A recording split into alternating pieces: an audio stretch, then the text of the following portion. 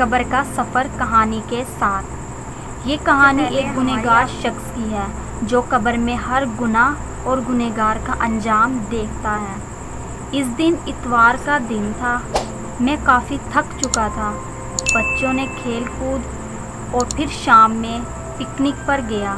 سارا دن مصروفیات کی وجہ سے تھک کر چور ہو چکا تھا۔ بچے اور بیوی باہر لان میں ٹی وی دیکھنے بیٹھ گئے۔ میں جلدی سے سونے چلا گیا۔ سوتے ہی مجھے اس دن عجیب سی نیند آ رہی تھی۔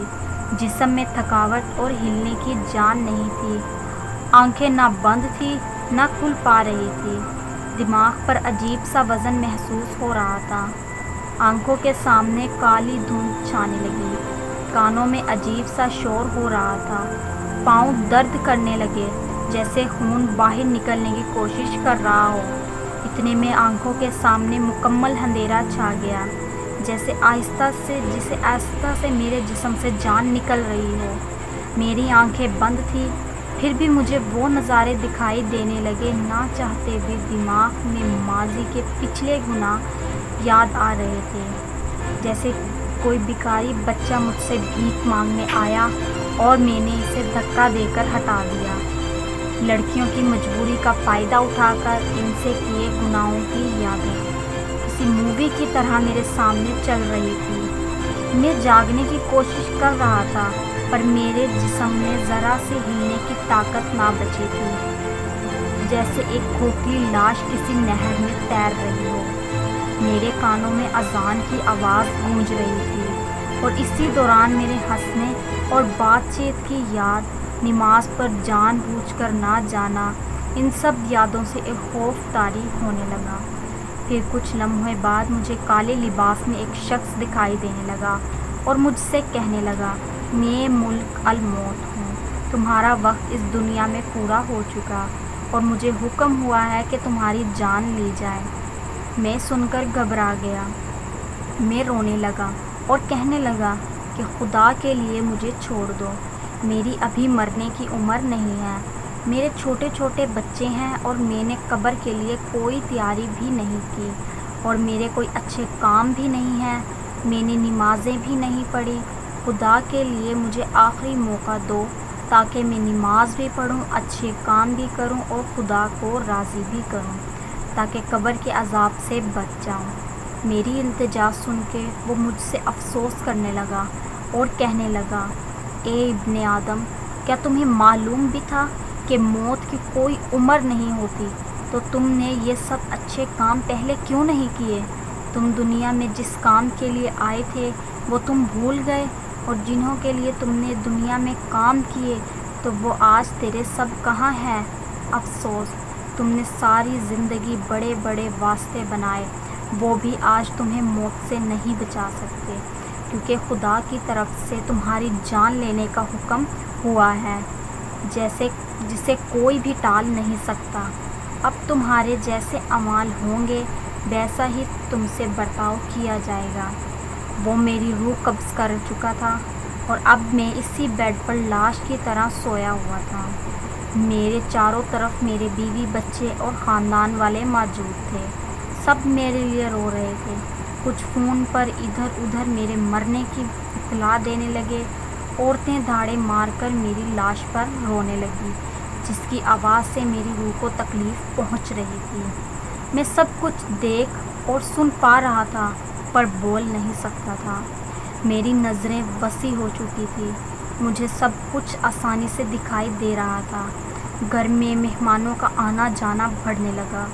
کچھ میری تعریف کر رہے تھے کہ مرحوم اچھا تھا، تو وہاں کچھ برائی بھی کر رہے تھے، اور برائی کرنے والوں کی وجہ سے میری روح کو تکلیف پہنچ رہی تھی۔ تھوڑی دیر میں مسجد میں میرے نام کا اعلان ہونے لگا۔ اعلان سن کر میں حیران ہو رہا تھا کہ دنیا میں جب میں زندہ تھا تو میرا نام لینے سے پہلے میرا عہدہ، مرتبہ اور میری تعریف بیان ہوتی تھی، اور آج صرف اتنا کہا گیا کہ احمد خان ولد اعتزاز خان اس فانی جہاں سے ہمیشہ کے لیے انتقال کر چکے ہیں۔ میری روح مکمل قبض ہو چکی تھی۔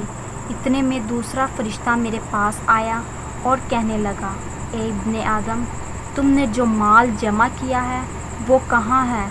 تم جو ساری زندگی دولت کمانے اور جمع کرنے کے چکر میں خدا سے غافل رہے، تو بتاؤ اب وہ دولت تمہارے کس کام کی؟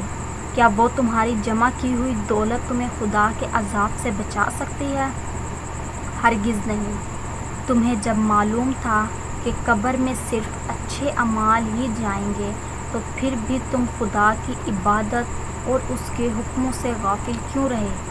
کیونکہ دنیا کے چکر میں جان بوجھ کر بغیر کسی مجبوری کے نماز چھوڑی۔ اب تیار ہو جاؤ اپنے اچھے برے انجام کے لیے۔ اس کے کسی سوالوں کا میرے پاس کوئی جواب نہیں تھا۔ میں اس کے سوالوں سے شرمندہ ہو رہا تھا اور میرے اوپر ڈر ہیوی ہونے لگا کہ نہ جانے دفن ہونے کے بعد قبر میں مجھ سے کیا ہوگا۔ پھر مجھے جلد ہی غسل دینے کے لیے لے جایا گیا۔ غسل دینے والا جب میرے جسم کو چھو رہا تھا تو مجھے بڑی تکلیف ہو رہی تھی، کیونکہ اس کی زبان پر کوئی قرآنی آیت، درود پاک اور کلمہ وغیرہ نہیں تھا۔ میرے اوپر کھڑے سب اپنی باتوں میں مگن تھے۔ کوئی میری موت سے خوف نہیں کھا رہا تھا کہ انہیں بھی مرنا ہے۔ کسی کی زبان پر کوئی نیک کلمہ نہیں تھا جس سے میری روح کو سکون پہنچے۔ میری روح وہاں گنہگار روحوں میں شامل تھی جسے لوگوں کی دعائیں ہی سکون پہنچا سکتی تھی۔ تھوڑی ہی دیر میں مجھے غسل بھی دے دیا گیا، پھر مجھے چارپائی پر سلایا گیا۔ اب میرے چاروں طرف میرے گھر والے، بیوی بچے، بھائی بہن، رشتہ دار، دوست احباب سب میری لاش پر رو رہے تھے۔ میرے دوست جنہوں نے مجھ سے وعدے کیے تھے کہ ہم ہر مشکل وقت میں تمہارے ساتھ ہوں گے، آج وہ بھی دور کھڑے اکیلے کونے میں رو کر خاموشی سے مجھے الوداع کر رہے ہیں۔ پھر ایک شخص آ کر کہنے لگا، جنازہ اٹھانے کا وقت ہو چکا ہے، باہر سب انتظار میں ہیں۔ سنتے ہی میرے گھر والوں نے میری چارپائی پکڑ لی اور زور زور سے رونے لگے۔ میں ان کے رونے سے پریشان ہو رہا تھا۔ مجھے سمجھ نہیں آ رہا تھا یہ سب میرے لیے اتنا کیوں رو رہے ہیں۔ کیا میں نے ان کو کوئی دکھ دیا ہے؟ ان سب کو ہٹا کر میرے جنازے کو اٹھایا گیا۔ میں پریشان ہو رہا تھا، یہ سب مل کر مجھے کہاں لے جا رہے ہیں؟ میں ایک چارپائی پر تھا اور میرے آس پاس بڑی تعداد میں لوگ تھے۔ میرا جنازہ سفر میں ہی تھا کہ اتنے میں تیسرا فرشتہ میرے پاس آیا اور کہنے لگا، اے ابن آدم، تم ایک لمبے سفر کی طرف روانہ ہو۔ یوں تو یہ سفر پہلی بار کر رہا ہے۔ سفر کے اختتام پر تمہیں ایک چھوٹے اور تنہا مکان میں رکھا جائے گا۔ جاری ہے قبر کا سفر۔ پارٹ 2 دیکھنے کے لیے ہمارے چینل کو سبسکرائب کیجیے تاکہ آنے والی ویڈیو آپ تک پہنچ سکیں۔